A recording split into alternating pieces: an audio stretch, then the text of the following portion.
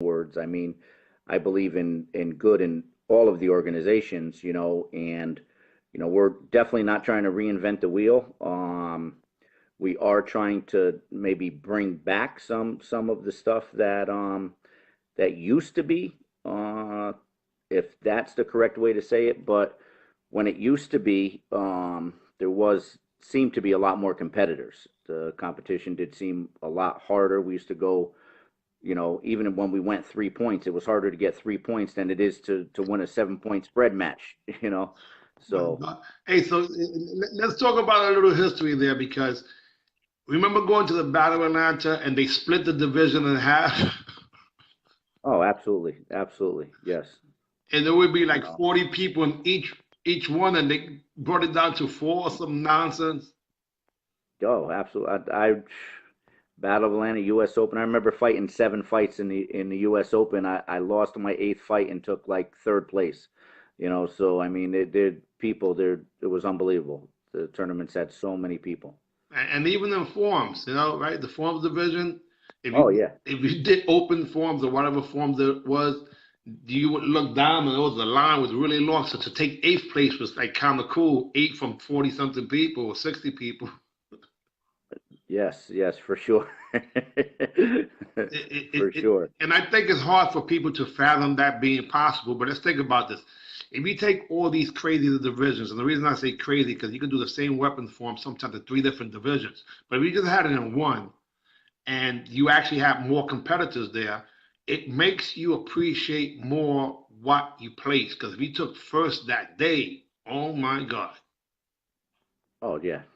Yes, I agree with that. I mean, there are levels of competition and events that we definitely have to, work with the competitors. We're definitely trying to make this more competitor friendly as far as, and competition, and as the worlds and stuff like that, it's I just see the future being so bright and the divisions being, big in that because we have to find what we're, I think what's going to make us so good and so different from everybody else is that we're trying to hit a different a different realm. We're trying to get the people that aren't competing right now. You and I talked about that. We're not looking to steal competitors or anything like that. We're looking to, build our own brand in the U.S. It's already built overseas. Um, so I think that doing this here and working with you, the people that know you closely know that, you've had the most successful school at one point. You've done the rec suits. You've been not just one of the top competitors, the top competitor, ever coming out of New York.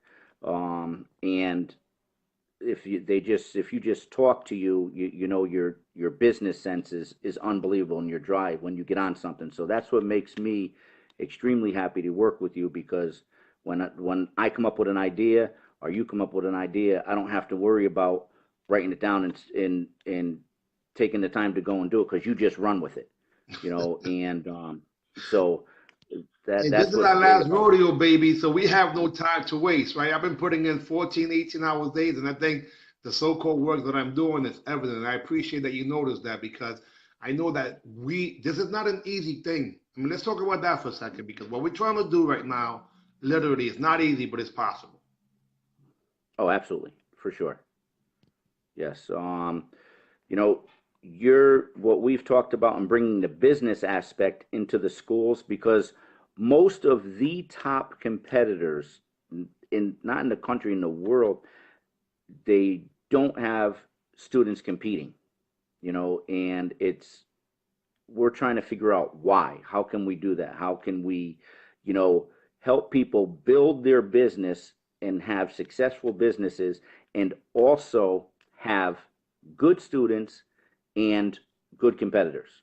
Okay, so it's does competition ruin students? No, you have to train your parents and your students for tournaments. If you have a team, you have to separate that and work that within your school. Of course, every school is not going to have kids that want to compete are going to compete, but it's up to us to train people on how to separate that and bring these competitors, you know, out to these tournaments. If you have 100 students, there's no reason minimum you could have minimum 10 competitors to go to a tournament, And that's being conservative So, because if you take the 80-20 rule and you break that in half, that's 10 out of 100, which is fine. So if you have a 500 school, student school, you might be able to bring 50 people.